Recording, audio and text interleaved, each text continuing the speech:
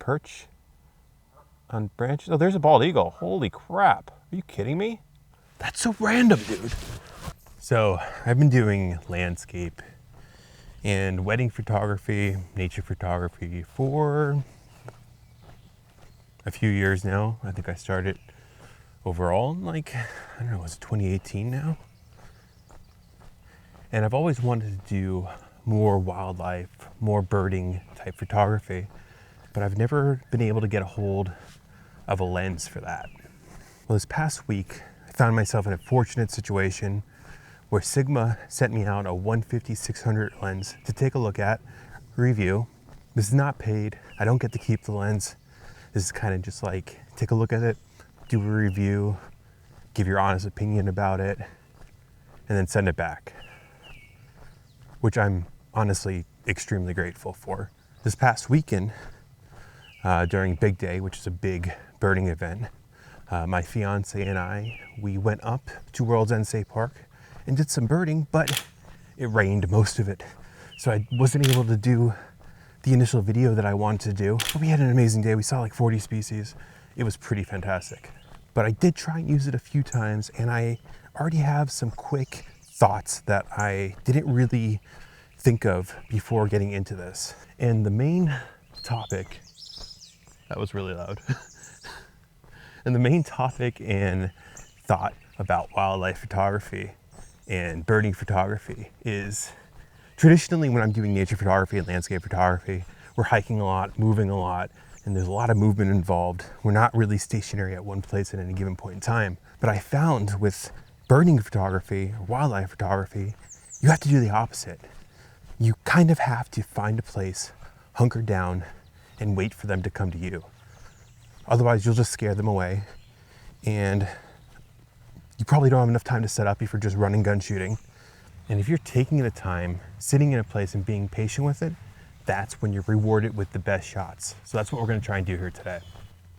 And luckily enough, as I was walking to the spot that I wanna take a sit at and just wait, there's actually a great blue heron out there. So let's go ahead and take a quick photo of it.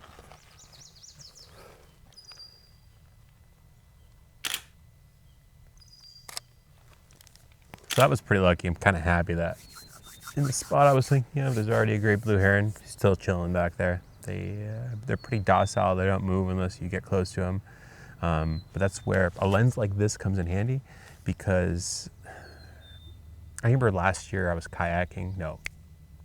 tubing with my fiance, and whenever we got even a little close, they would just fly away, find a new spot, rinse, repeat. And I don't think I'd be able to get much closer to him without disturbing him and potentially flying away. So being this far away, it's helpful. So a little bit of my goals here, and I was thinking this spot, there's kingfishers and ospreys around. And one thing that I've always wanted to do is, I see them fishing quite a bit when I'm out hiking, and I want to capture them fishing, either holding a fish or the actual act of them fishing. And I know I'm going to have to be extremely patient. So we're going to set up somewhere and just chill, relax, maybe write a little, maybe talk to you guys a little bit more, and see if we could get the shot, or at least one of the shots that I've always wanted to get. See what we can do. So I was totally going to move and set up somewhere, but then the great blue heron started doing like these weird, I don't know what it was doing. My fiance will probably be able to tell me what it's doing. Maybe it's building a nest. I don't know if they nest here, but it's kind of wonderful. He's like just being patient, waiting for something to happen, and then things happen. Like, I got some pretty cool shots. Got him flying away with a stick. I don't know what he's gonna do with that stick, and then he just walked off into the woods. I've been here for like 30 minutes now, 20 minutes. I haven't seen any kingfishers, so I know, was it yesterday, 2 days ago? I don't know if I saw kingfishers there, but I definitely saw osprey fishing on that side of the lake. This is just like a little pond. So let's go ahead and check that out. All right, so we're on the other side of the lake now, and I did just spot with my binoculars an osprey flying around, and then he flew off. So I'm hoping, it's so muddy. I'm hoping that I'm just patient enough. He'll come back.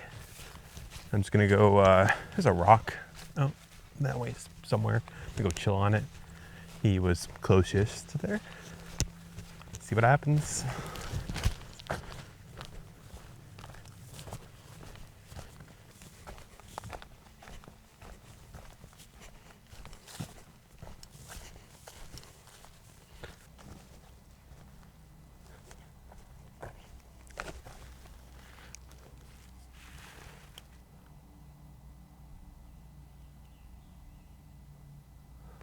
So all we got right now are some geese. I don't know where that osprey went. I'm not really quite to my spot yet, but I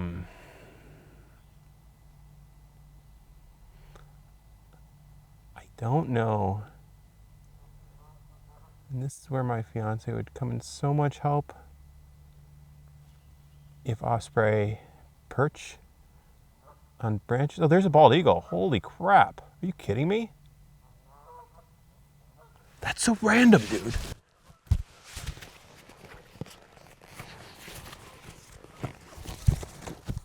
I'm like excited. Jesus, I wasn't looking for one. That's so random. All right, let's try and get a photo. No, he's really far away even for a 600. All right, I'm gonna try and get closer. Maybe I won't get a kingfisher fishing or an osprey fishing, but a bald eagle would be pretty cool. I'm like afraid to lose him. He's like a little white dot. All right, so I'm pretty sure that photo came out really blurry. So I'm gonna try and get closer. I know I said be patient, but honestly, that's exciting. I wanna go. Let me pause this. Okay, so hold on. Let me get some stuff out here. The bald eagle is right across from me right now. And I think the plan here is to just chill and kind of wait and see if I can capture him fishing. And that's so cool. I like how the entire concept of this video was looking for two specific birds. I totally forgot about bald eagles. And now, here we are. Gonna be waiting. I think it's cormorant flying across right now. I can't tell without my binoculars. There's a new tripod I got. I'll leave a link down in the description for it. Oh, he's flying. Okay, wait.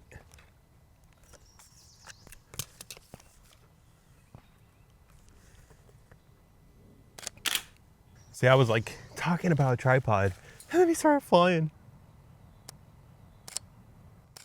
Oh, he has a fish. That's so cool.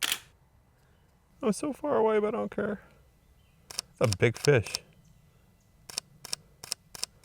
Okay, so I think the goal here is to move quick. I want to set some stuff up, and that battery needs to be changed. I do not have a lot of time.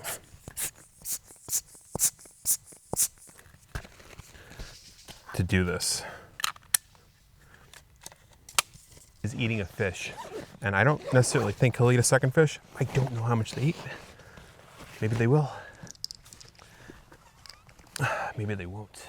Okay, so we found our last spot for the night. He is right across from me, and I think, or she, I don't know the difference, to be honest. But I'm gonna sit here and just chill and set up and wait and be patient and see if I can get another shot. Okay, I'm all set up. Got my camera set up, tripod's over there, eagle's there, sit pad's here. I am just gonna leave that roll because I don't know what he's doing. I think he's done with the fish though. Like, I think he's done with the fish because I don't see it. As I'm looking to Might have just dropped it when he was done eating. Maybe that means he'll get another fish here. Who knows? He's off.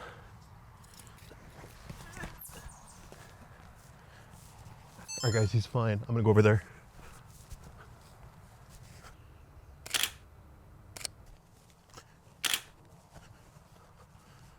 All right, so we got a few of them flying here. Not enough light, I don't think, or at least I'm not good enough yet, maybe. But I got some cool photos. Definitely worth. So yeah, this is my third day trying birding photography. This is the Sigma 150-600 lens. Later, I think in June by now, I'll do a full review on this lens. I'm also going to have a video comparing this 150-600 to the 60-600, which is a 10x lens. This lens is considerably lighter, so if you're hiking and looking for wildlife, this one might be better for you. And you don't really need 60 millimeters for wildlife photography, at least I don't think so. The 60-600 is probably more for sports, and that's what I think I'm going to come across when testing both of these lenses. I'll have reviews on both of those lenses. I hope you enjoyed coming on this birding adventure with me. I definitely enjoyed looking for kingfishers, but I couldn't find any. That great blue heron in the beginning was pretty awesome. It was so docile, just chilling there, very peaceful. And coming across a bald eagle fishing was not something I was expecting, but very welcomed. I'm very happy with that outcome. That's so cool. I can't wait to look at these photos and posts. You guys have already seen the photos. I hope they look good. Anyways, guys, thanks for watching this video. Please consider hitting that subscribe button if you haven't already. Until next time, I'll catch you in the next video.